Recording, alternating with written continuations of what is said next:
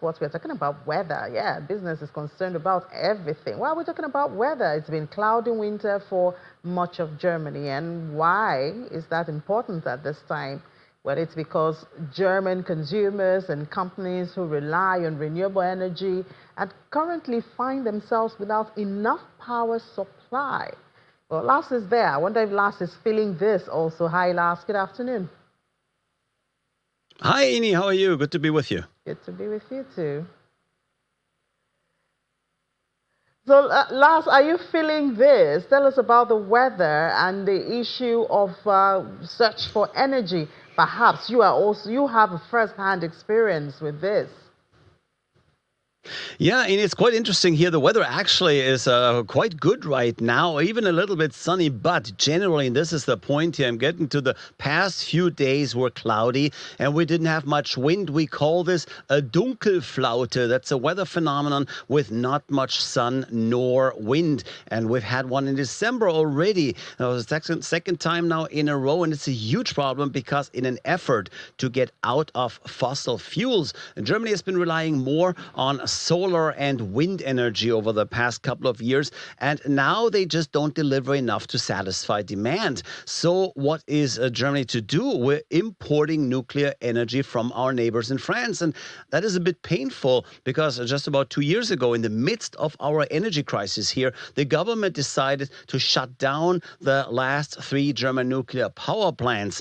Now, was that wise? Obviously, nuclear energy comes with its share of problems. That would be, of course, the risk of malfunction. I mean, who could forget about Chernobyl just about 40 years ago? Or there's also the problem of storing radioactive materials. But nuclear energy is at least emission-free, so it doesn't contribute to climate change as opposed to fossil fuels. And it is reliable. And what's really painful now for Germany is obviously it's not good if we're shutting down nuclear power plants here, only then to import nuclear power from another country. That's just costing us a lot of money, and it doesn't change the global energy mix at all.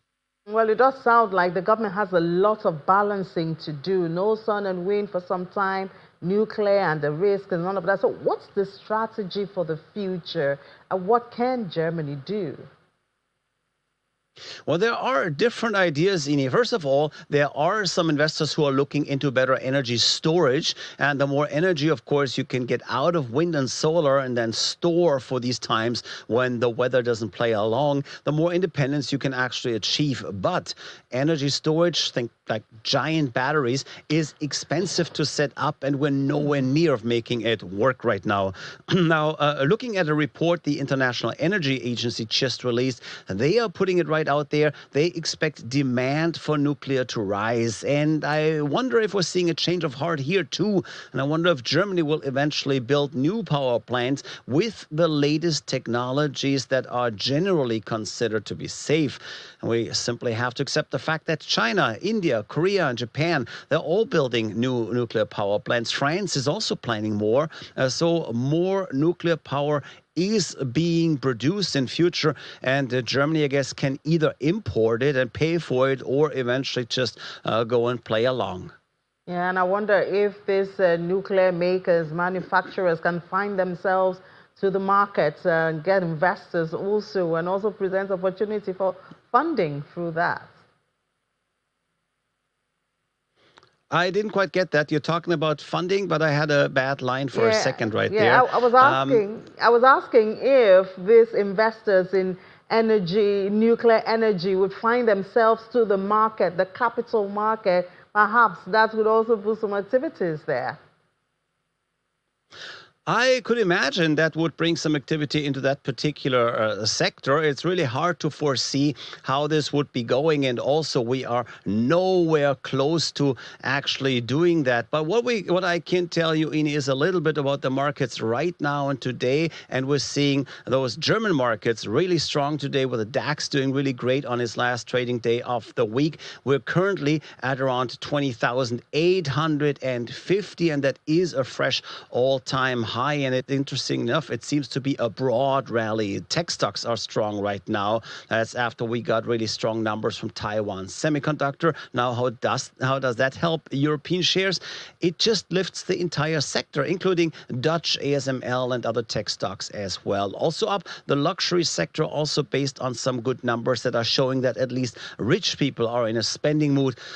Well, good for them, but it doesn't really help most people because the economic situation in Germany is still rather weak. And that is why this extremely strong performance that we're seeing currently in the DAX is not really reflective of reality at all.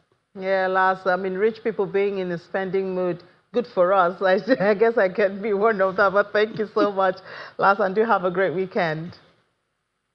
You too. Thank you, Ini. Well, it's good to be rich. You don't have to worry about money, I guess.